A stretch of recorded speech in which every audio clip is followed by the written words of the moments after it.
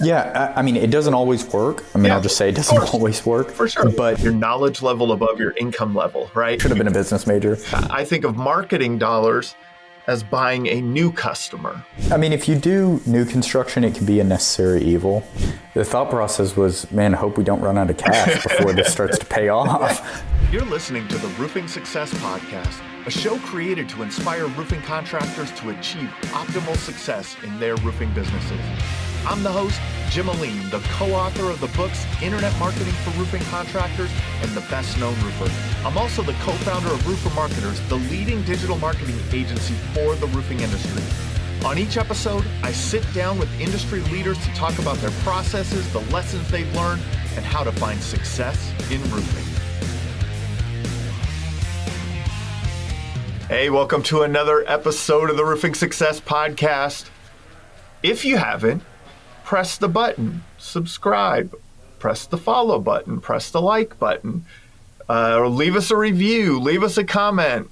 All of those things, we really appreciate it. Today we have Michael Pickel from Texas Traditions Roofing. How you doing today? Doing good, Jim. Glad to be here. It's going to be great. Pickel. Yep, just like the food. Just wanted to make sure. I was like, I don't want to, don't want to insult you. No. So cool, man. Texas Traditions. How'd you get started in roofing, Mike?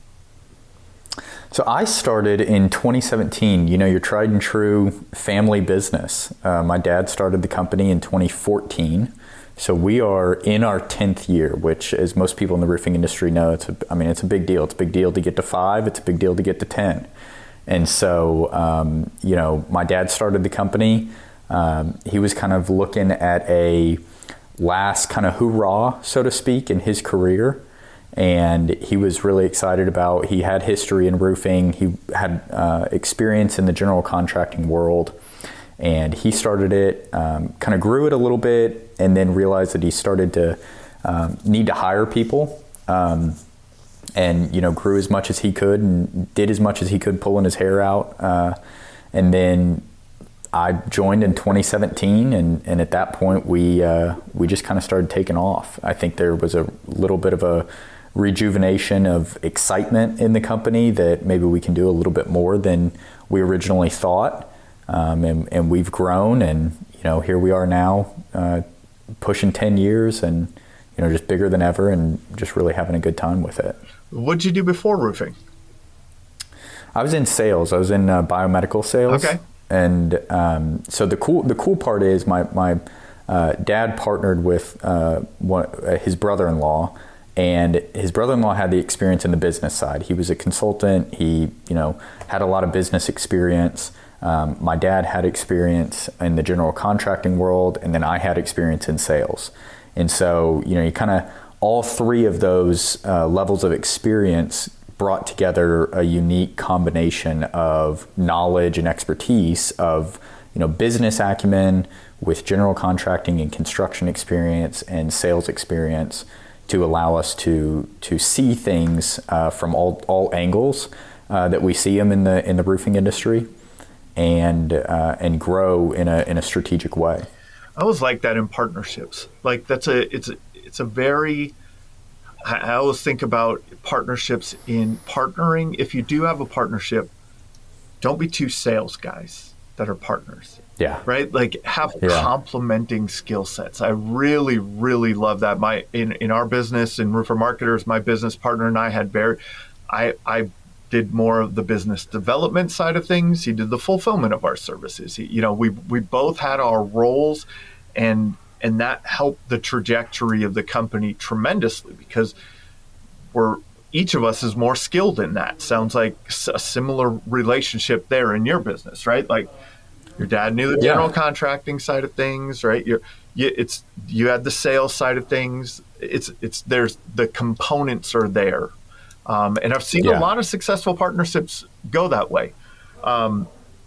Now, you'd mentioned kind of like this was your dad's, like, what'd you say, last hurrah, or like his, he wanted to go out and build something again, I guess maybe before retirement, or what were those kind of motivations for him and then in that process? Yeah, that's really what it was. I mean, they were, him and his partner were really just kind of looking at something they could do before retirement. You know, they were in their late 50s at the time. Yep. And we're just kind of looking at, you know, Gary had been traveling just all over the world doing consulting and just was done with it. Mike had, you know, kind of reached that point in his career that, you know, he just was looking at doing something different. And so it worked out really, really well. It was a good combination. I don't think we necessarily thought that we'd be doing what we're doing now, and continuing to grow it. I think it really was kind of something that's like, we can do this, we can help people, we can kind of change the perspective of the roofing industry in our market, in our little area, and do good for some people, and then go into retirement, be happy, and that's really it. Yeah. What attracted you to the business then? I think it was just kind of the perfect storm, perfect timing. Is the ability to help my dad, his ability to come in and bring in some of my experience in the sales side of things and be able to help. And I was kind of unhappy at the position that I was doing, what I was in originally. And when I got into it, immediately realized that, man, I should have been a business major. You know, immediately was like, should have been a business major. Like, I love business, I love numbers. It allowed me to learn a lot about what I like to do. You know, it's funny, I tell people all the time here when we hire somebody, if they're younger, I'll tell people, you know, the first 5 years of your career, best advice I ever got, the first 5 years of my career, somebody told me, you need to learn what you like, what you're good at, and then what you're worth. And I think I was kind of in that in the first 5 years of my career. I was figuring out what I liked, what I enjoyed, what I was good at. And this allowed me to really learn a lot about myself and realize that I could, you know, really grow this and have some big aspirations to take this company to the next level. I like what you said there in the like and good at. I've never heard someone add worth onto it. Know your worth, right? Because that's a big factor in it, in understanding what you're worth in the marketplace. Another thing that I like to talk about is keeping your knowledge level above your skill level in that time frame, right? Or not just through that time frame, but forever, right? Once you learn what you like and what you're good at, now get your knowledge level above your income level. Your knowledge level above your income level, right? So that as that's expanding your worth as you're moving along, right? That's cool. That, you know, now, you know, biomedical sales, that's some B2B, right? Are you talking, you know, docs, hospitals? What are you talking? Who's the conversations with in that type of sales? Yeah, a lot of engineers, facility engineers. So what I like to say is it was really, really expensive thermometers back in the day.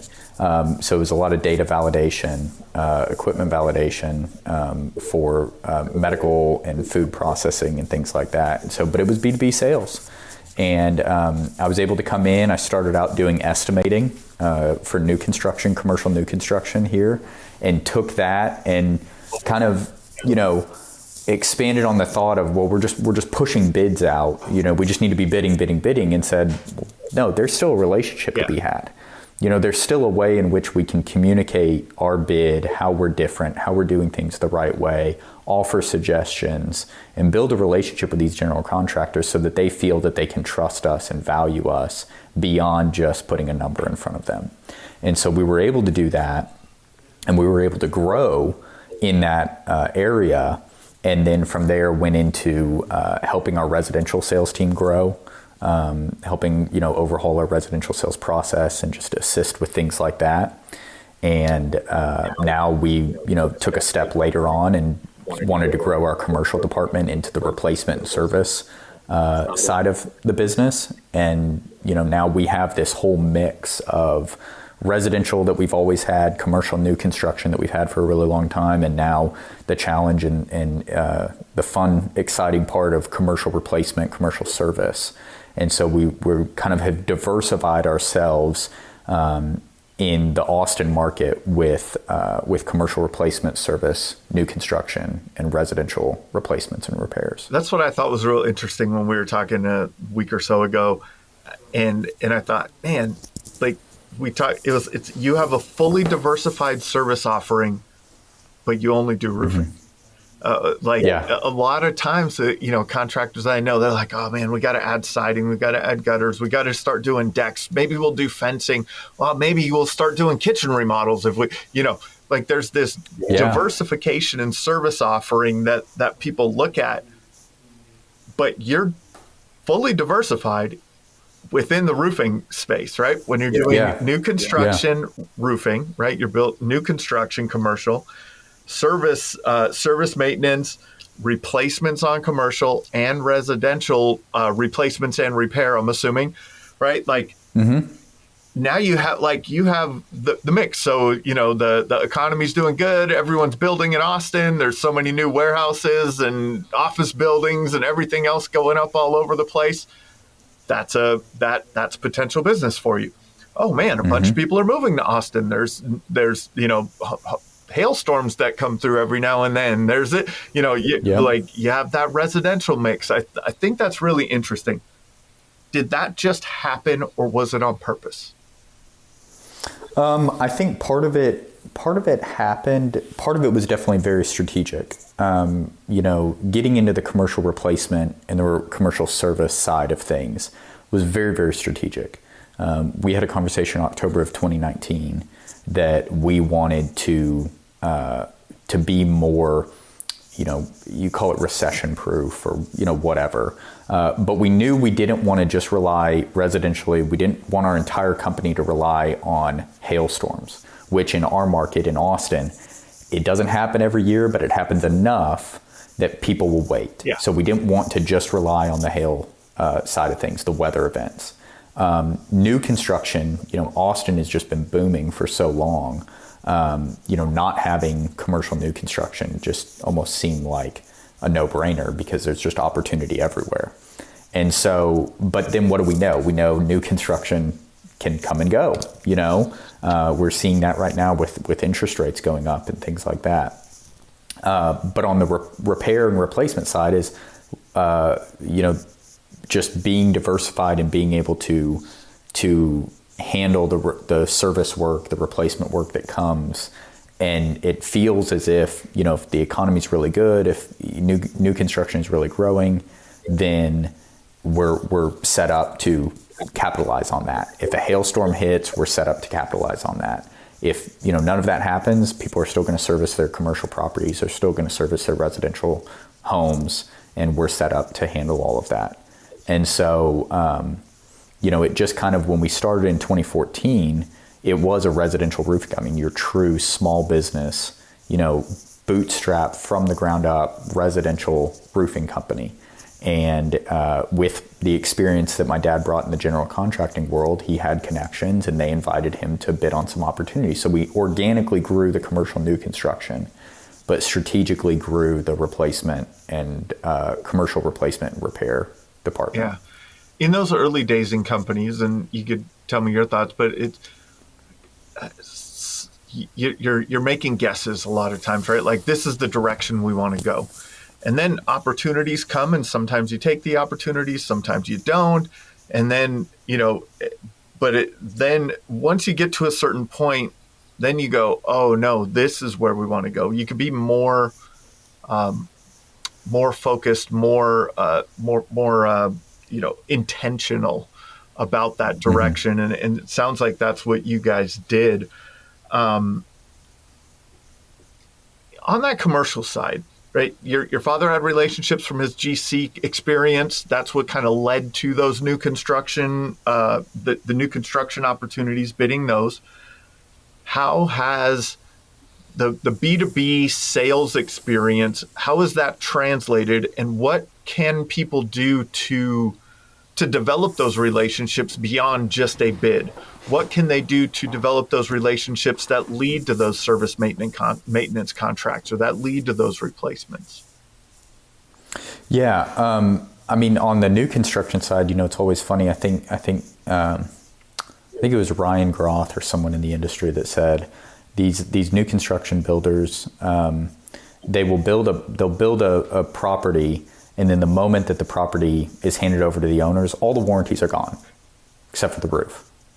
Like, you get a 1-year warranty. Here's the keys. You got 1 year on everything, yada, yada, yada. But then your roof is going to have 20 years on it. And it's like, well, why would you not utilize that to grow your repair and replacement market? It's like you need to have that relationship with the owner of the property, even if it's not the general contractor. And you have to communicate that to your general contractor so that they understand it, and it's valuable to them to introduce you to the building owner. It's got to be beneficial, because if not, it's beneficial for you, and that's not beneficial for anybody. So, leveraging that relationship and communicating why it's important to have the roofer still be involved with the property after it's turned over to the owner is critical. And B2B sales is B2B sales. It's relationships. It's all relationships driven. And you can build relationships with general contractors. You can build relationships with building owners, with property managers, and that's how you grow your company. I love that's a very interesting insight for people, is that the new construction leads to, right? It leads to that relationship, because when the keys get handed over, that roof is, I love that analogy. And so it's how do you get to, right? You guys have moved early on in the process, right? You moved back a step, like not, hey, this building exists. How do we develop that relationship? Hey, let's go and build that roof when that building is built, then take over the relationship and nurture the relationship along the way. That's interesting. I talk to a lot of contractors. They like to avoid bid work like that. What do you think? What are your thoughts on that? If you do new construction, it can be a necessary evil, right? People look at repairs the same way in the residential side. They go, well, I don't want to do repairs because it's just not going to help my business. Well, you can look at it that way, or you can look at it as a way that it will help feed your business in the future. Having a long-term vision that if you do a repair for somebody, eventually they're going to need it. They're going to need a replacement, or eventually somebody they know will need a replacement. And this is a way that you can help them in the meantime. It can be similar on the new construction side. There are times that we work with several GCs. We have a close-knit group of general contractors. We don't bid everybody's work. We get bid invites from everybody all the time, like everybody else does. You just constantly get bid invites. But we're very strategic about it. And there are times that we'll bid stuff with our GCs that, we understand we may not have the best opportunity to get, or our general contractor may not have the best opportunity to get, but we're there to help them. But what we do know is that when we have a legitimate opportunity with our general contractors, or they refer us to somebody who needs help on a job or on a project, it's a very high probability that we're going to be able to install that roof because we've done the work, we've built the relation. Again, it goes back to the relationship. Yep. So yeah, you're going to have work that you bid. But when we take on a new GC now, we really want to sit down with that general contractor and say, look, we're not going to be the roofing contractor that's going to have the lowest bid, because we're not going to be the one that hits you with the change order halfway through the project. And there's a problem if you do that, is either you as a general contractor are caught in a position where you have to either pay them or you have to get another roofer out there, and it's going to be more expensive to get another roofer out there. And it just puts a bad taste in everybody's mouth. But if you look at the bids that we put in, or the estimates that we put in with general contractors, and you have the relationship, you say, hey, why didn't we get this project? Where did that project land when the job was finally closed out? And it's close to where our number was. Well, then we know that they may have missed something, and that happens. People make mistakes. We all make mistakes. But having the communication with them, like most roofing contractors say, they don't want to be the lowest bid. They're not going to be the dollar chaser. Well, you can have the same conversation on the new construction side. Yeah. You can sit down with an estimator. You can sit down with a project manager. You can communicate to them, this is what we're bidding. This is what we're estimating.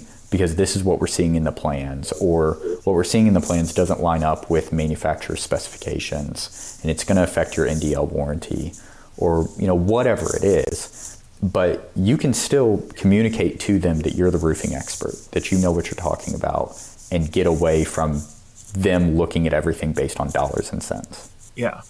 It's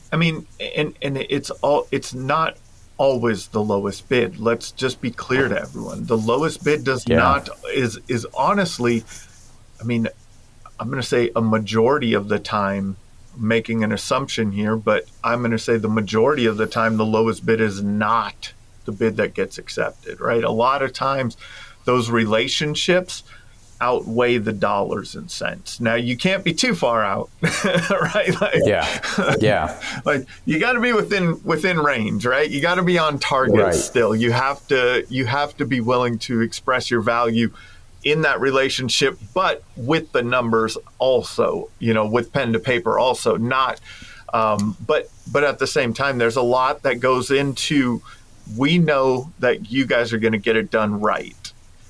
There's going to be no change orders halfway through. We're if something happens, we know you'll be out there.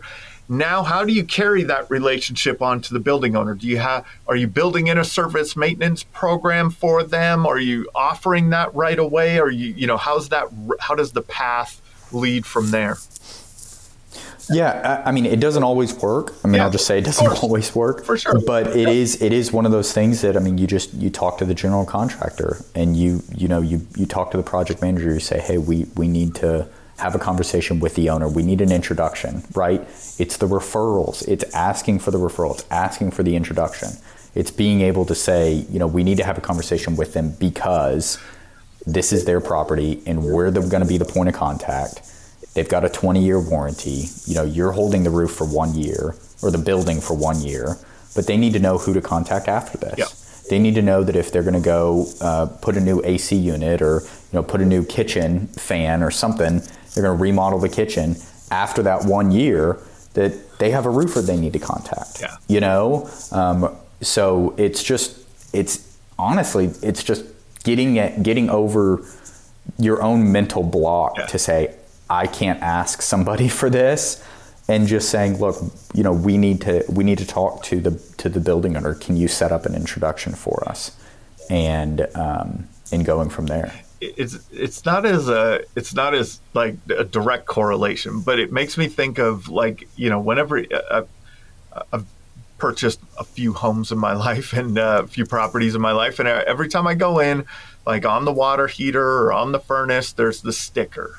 Right, it's a little plaque or a sticker of what of the company that installed it. Right, and it could be 5 years down the road, 10 years down the road, 20 years down the road. Sometimes there's still that sticker there. Right, so making sure, I think what kind of to the concept or the theme that you're talking about is that you got to make sure you're putting your sticker on it. Hey, this is who you need to call if something happens. We're the company to call. We built this. We know it. We're here to service it. Right. We're here. We have to service the warranty on it, to do these types of things. So now you have the commercial side. You have the residential side.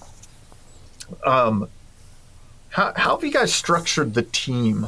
Because I feel like especially in sales, for one thing. In the install too, and the maintenance and things like that, and the repair side and the replacement side, it's a different skill set a lot of times, right? A commercial sales rep versus a residential sales rep, I see a lot of differences. Do your residential reps sell commercial roofing, or have you separated that out? They're completely separate. Completely separate. Yeah. Yep. Yeah, completely separate. Yeah. And then I'm sure crews and everything, right? Separate. Everyone, you have residential and commercial, or do you have a mix of something on the production side?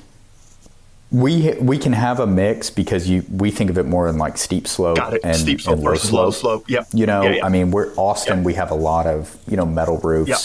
We have a lot of steep slope shingle roofs and things like that. So there can be some crossover depending on the size. We try to lean it more towards a commercial steep slope group that we work with. and a residential team that we have. Yep. And so in Austin, we subcontract our work. Texas is highly subcontracted. We have our own service technicians in-house, but the crews that we use, I mean, we've worked with them for a very long time. Yeah. We do everything we can to keep them busy, and make sure that they're working with us as much as we can possibly keep it. But, if there's a slow period or a dead period, they have the opportunity to go work with somebody else. So now in the hiring and training side of things, do you guys set separate goals for the commercial side and the residential side? That feeds into the company goal, and then you have how do you break it down from that perspective, the business perspective? It really is. It's like you're operating two different businesses. I mean, you look at some of the major commercial roofing companies in the United States, both residentially and commercially. I mean, they're running a completely different business than some of the major residential companies, And so you really are operating two businesses within one that are kind of achieving one common goal. And so, they've got different structures, different, compensation packages, different, everything that the sales team's trying to accomplish, different ways of generating new business. And so it really is, being able to morph the differences, but, staying true to who you are at the end of the day. What are the things that have worked for you along the way in generating new business on the residential side and commercial? Let's separate it out a little bit. What are the things that have gotten you guys there, and what are some, maybe even add in some of the things that you're like, yeah, we tried that and that was terrible? Yeah. On the commercial side, when we first started, it is a lot of cold calling. Yeah. It's a lot of, because you don't have connections. You don't know who's here. You don't know who's there. One thing we worked on is we had a company that helped with cold calling with us. There's 3 or 4 in the industry that do a really good job, and we used one of them, and it helped kickstart us. It helped us, get a little bit of a foothold to where we could then establish asking for referrals and asking for recommendations and getting our name out there, getting our brand reputation out there. It helped. Residentially, we don't door knock. We don't door knock, we don't storm chase. We work the Central Texas market. That's our home, that's our hub. And so ways to generate business when a storm hits or when, somebody calls in, and staying like within the honey hole, so to speak, staying within the neighborhood, just informing people that we are, working on a neighbor's house, or that we're gonna be in here. It's gonna be loud. There's some industry leaders that do a really good job. Martin Pettigrew's one of them, does a great job of kind of talking about, how to not really sell somebody, but just get your name out there, and not do traditional door knocking, but just tell people like, hey, I'm here. Yeah. And we're doing it because that something's going on. If you want us to look at it, great. If you don't, we understand roofing's really, really loud, and it's annoying, and it's early, and it's late, and we don't want to be a nuisance, but we want you to know who we are. Yeah. If you need anything, call us. And so there are ways to generate business residentially outside of the traditional door-to-door sales. We like that approach. There's a whole different conversation about what the future of door-to-door sales looks like as, my generation starts to get older and older. And, people are kind of learning new ways to generate business and learning how they want to buy. But we've done some things, and, we've done things that have worked. We've done some things that haven't worked, and that's business, right? Yeah. One of the things that you said was like that early cold calling that you did on the commercial side. That strikes me. Man, to me, a lot of times it takes an enormous amount of effort to get the ball rolling. That sounds like what you guys did there. You're like, hey, let's just, people don't know us. We're just gonna do this enormous push that then kind of gets the ball rolling, right? And then once the ball is rolling, once you have a little momentum, Now, you can feed off of that, right? Now people start to hear about you, your name, people start to see you around, it starts to get going. In those days when you were doing that, what was the thought process? Were you trying to hit, just a X amount of number of calls? Were there certain metrics that you were trying to hit? Hey, we want to set appointments with X amount of, property managers per month, or what was the thought process in building that momentum? The thought process was, man, I hope we don't run out of cash before this starts to pay off. Because it is commercial sales it's a lot more expensive to get into and a lot slower play than residential is. I mean, that's the truth. And so, we were just trying to get in front of people, get our name out there as much as we could. And there were KPIs that we were trying to track, and we're still learning it and we're still growing in all of it. Constantly trying to get better. Yeah. But it was definitely just, we got to get in front of people. So we got to be doing everything we can to get in front of people, get our name out there, get people to see through social media, through LinkedIn. Whether it's my personal LinkedIn page or the company's LinkedIn page, just get people to understand that we do commercial roofing. Yeah. And when you think of Texas Traditions Roofing, you're thinking of commercial roofing contractor. When you think of Texas Traditions Roofing, you're thinking of a residential roofing contractor. You're not just thinking of one, you're thinking of both. And getting our name out there. I mean, that's really, you're just, like you said it great. You're just doing everything you can to get your name out there, get in front of people, so that you can get the ball rolling, so that it does get easier, but you still have to do the work to make it easier and easier every single day. Yeah. We're kind of at a point now that I feel like some companies do a really good job at, other companies don't do a good job at, and they look 10 years down the road and they're at two completely ends of the spectrum. And the big part is, once you've built that customer base, asking for the referrals, asking for introductions, asking customers if there's anything else, going deeper, further, wider with them. And if you don't do that, you'll sit there 5 years, 10 years later, and you'll go, I feel like we're still really, really grinding on getting new business, instead of, having the existing business that you've done a good work for help you get more business. Because people want to help people. When you do a good job, people want to help people. That's a good point. And that is the way I put it a lot of times, is that the contractors that turn one into many are the ones that succeed. Right? But it may not be one into many today. That one repair job today, that could turn into 5, 10 roof replacements over the next 10 years, right? Because of that one person that you just took care of that day. You did a good job for them. You made them feel like, man, this company did a great job. They took care of me, and I want to tell other people about that. And once you get your brand, right? That's your brand, right? Once you get your brand working in your market, that creates that base of business that almost can't, you almost can't shut it off, right? Unless you start screwing up, right? But I like to say this, and maybe give me your thoughts on this. So I think of marketing dollars as buying a new customer that you then get the opportunity to do good work for. And then you have another person to potentially ask for more referrals, right? So when you're when you're just thinking of it of, man, I'm just get this job, get the money and move on. Like you said, that's the guy the contractors that just keep struggling. They're not building the raving fans, right? They're not building the brand within their marketplace. Yeah.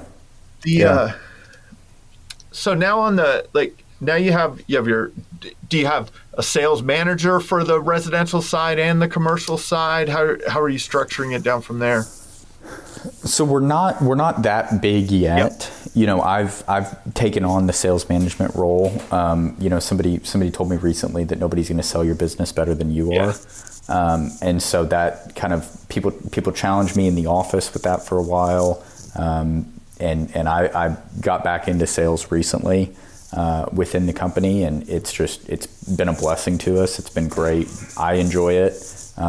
And so we're having, eventually as we grow, there are larger companies that they'll need a sales manager because they're managing 8, 9, 10 people residentially. They're managing 5, 6, 7 people commercially. We see that makes a little bit more sense. Right now, it's kind of a combination of, tackling the sales management, making sure everybody's doing what they're doing because we're kind of still smaller but growing. So, what are your guys' thoughts? What are your thoughts on your customer experience?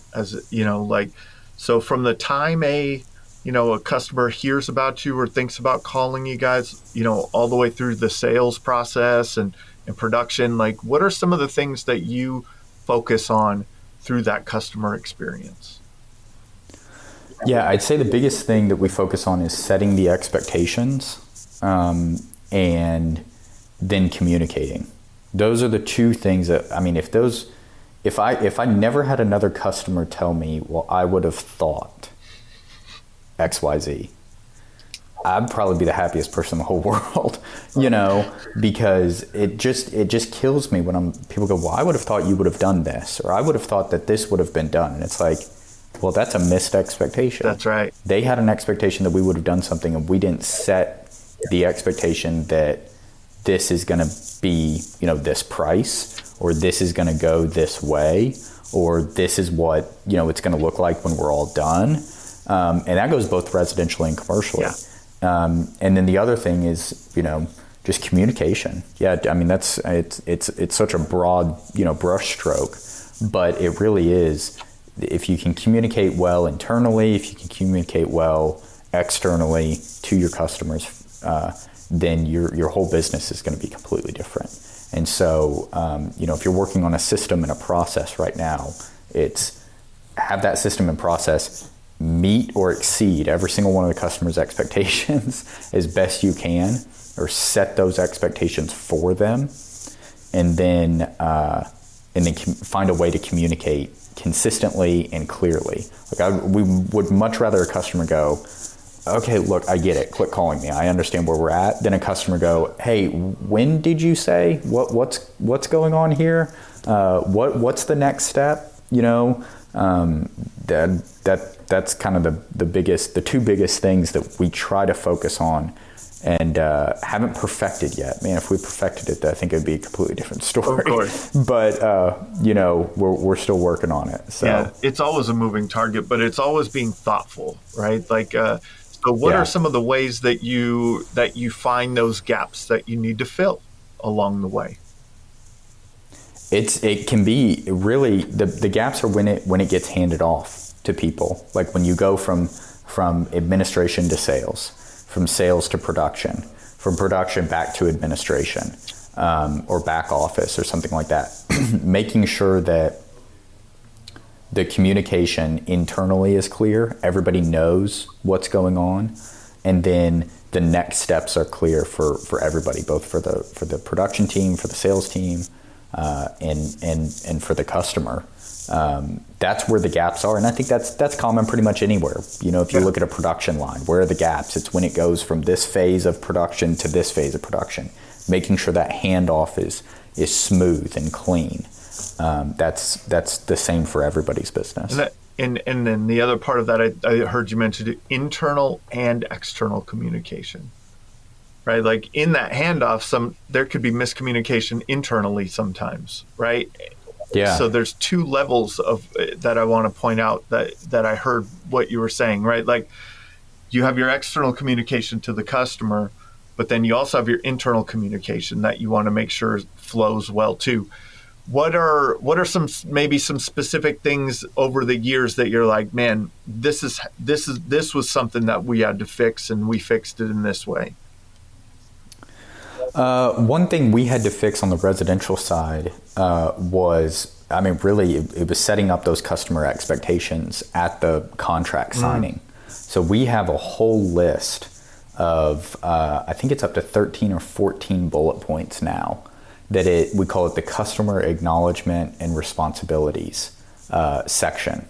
That we've got our contract, we've got our legal verbiage, we have our color confirmation, our payment terms, all that stuff. But we have a section that is literally just everything that the customer is responsible for, or that the customer acknowledges that they, are giving us approval to do as it relates to, if we have to use an electrical outlet. We had a customer one time that called us and was like, hey, why are the guys using their electrical outlets? Like, well, the batteries died. Like, is that okay? And they're like, well, yes, of course it's fine, but it would have been nice if you guys would have told me that you needed that, Or, somebody says, well, hey, you guys didn't pick up all the nails in the backyard or something like that. And it's like, well, yeah, because you have two really big dogs and they poop everywhere and your grass was, 6 inches high. We're not going to be able to get all the nails. So you have to understand that it's your responsibility to cut the grass so that we can pick up all the nails. Yeah.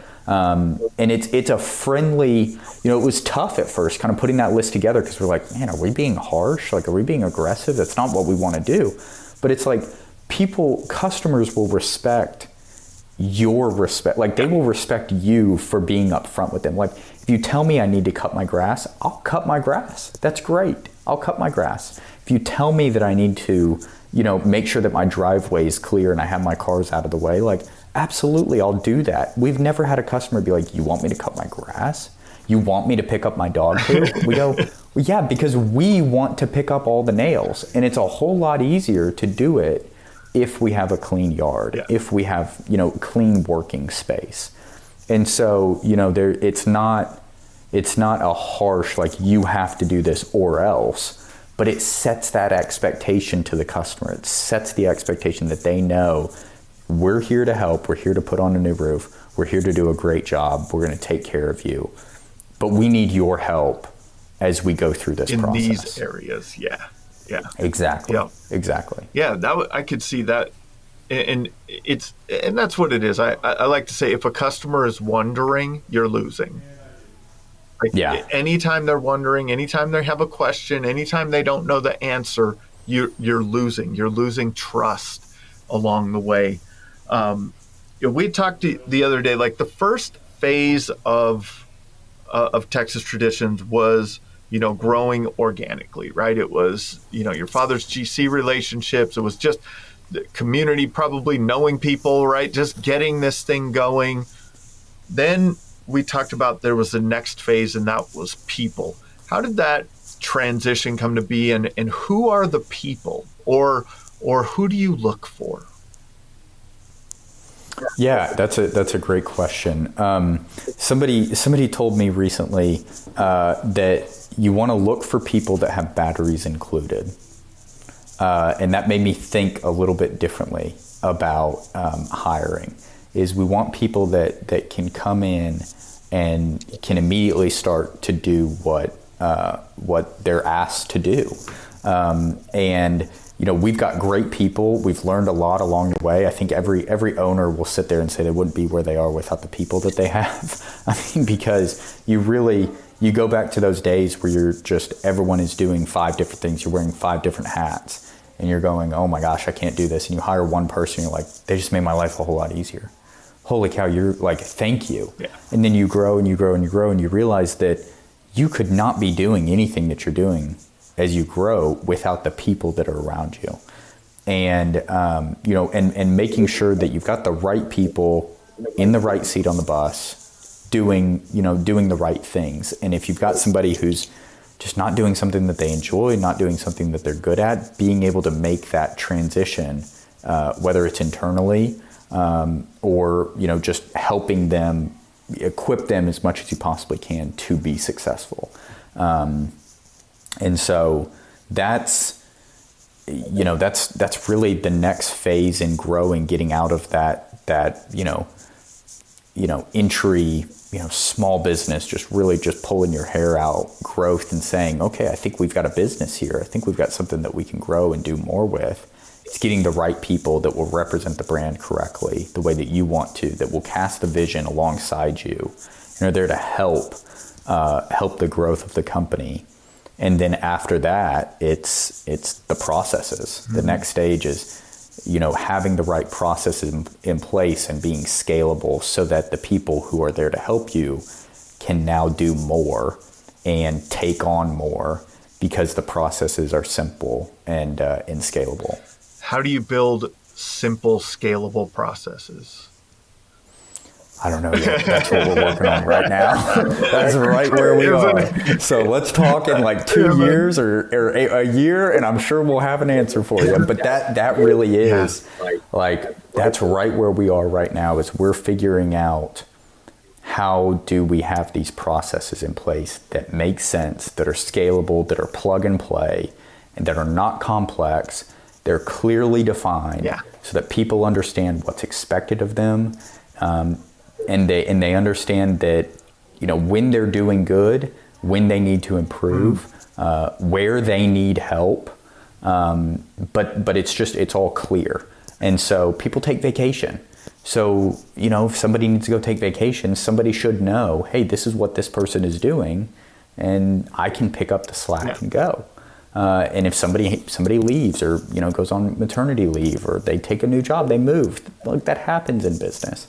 And so you need to be able to put somebody in there and they understand what's going on quickly so that they can then do their job efficiently and effectively. And that falls on the leaders, right? Yeah, for sure. And that's that redundancy, right? And secession, right? Like when you have to, people work for you. They may not be around forever, right? And you have to have that understanding. Even your best people may not be career employees with you, and so I like that process of you grow organically initially, and you add the right people, and then you refine. I think it'd be refine the process. Maybe it's a good place, right? Like you're refining the processes to then have that redundancy, have that efficiency. But when you said have batteries included, are you looking for people? Because there's kind of a, it could go either way. Like people will say, like, I don't like hiring people with a lot of experience because they have bad habits, right? So that could be batteries included, in a way, right? But I think if you hire good people that have good experience, they can help you with those processes and building efficiencies. What are your thoughts around that? Yeah, I think the way that it was explained to me is batteries included doesn't necessarily mean they need to have experience in that role. Got it. But they need to be able to do the skills that it takes to do that job. So if you have somebody whose responsibility is to handle your service department, they don't need to know how to manage a service department, but they need to know how to be extremely organized. They need to know how to have extremely good communication skills. And they should be able to articulate that very, very clearly to you so that you can then go, this is how we do things here. Go do what you're good at naturally and be successful. And you're going to help us grow. And, if they don't have that, if it's like, well, they're really a nice person, and man, they killed it in the interview and they did so good, but they just seem disorganized. Like they just seem, it seems obvious when you talk about it, but when you're trying to hire somebody, you can get caught up very easily in going, I really like that person, but there's this one little thing that I noticed that I'm sure we can work on. I'm sure we can fix, I'm sure we can, because they're really, really good, and so having the right interview questions for the role that you're hiring for, so that that person has batteries included is critical. If you're hiring for a marketing position, if you're hiring for an estimating position, if you're hiring for that, you've got to have the right question set up so that the person that you're hiring is checking off those boxes and has the batteries included, so to speak. Got it. That makes a lot of sense. I want to move on to another part of it, because it's a family business, right? And sometimes there's challenges with working with family. How have you guys, kind of set the groundwork to have a healthy work relationship and maintain healthy relationships outside of work? Yeah, that's, people always say that all the time. Is you hear people say, man, I could never work with my dad, or I could never work with my brother, or something like that. People say that all the time. I could never work with my wife. Well, we've been really, really fortunate that my dad and I have just really been able to communicate very well. Not necessarily growing up, but we learned to communicate very well. We never communicate early on, right? Growing up, it's like, we're terrible human beings when we're young. Yeah.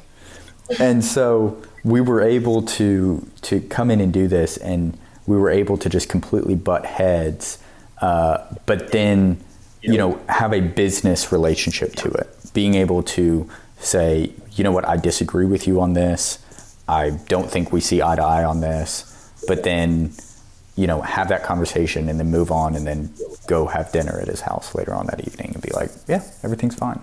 And it's a rare thing. I think you can't have an ego by any means. It's hard as a business owner. A lot of business owners want to have egos. They want to, be the most successful. They want to be the biggest, the baddest. They want to be right. And there's not necessarily anything wrong with that. There's a lot of really successful people that way. But that's where I can see a challenge with working with family in general. And, being able to know that you're on the same team, that you're running a business, and there are going to be disagreements, but that's okay at the end of the day. Yeah, there's going to be disagreements, right? Like that understanding that we're going to disagree, but this is where it stops, right? Like the disagreement is here. We'll figure it out in the day-to-day, right? What do you think the greatest insight is that you can share with the audience that's helped Texas Traditions find success? The greatest, say that again, I'm sorry? The greatest insight that, man, if I had to sum it up, like this is what we did to be a successful roofing contractor in Texas.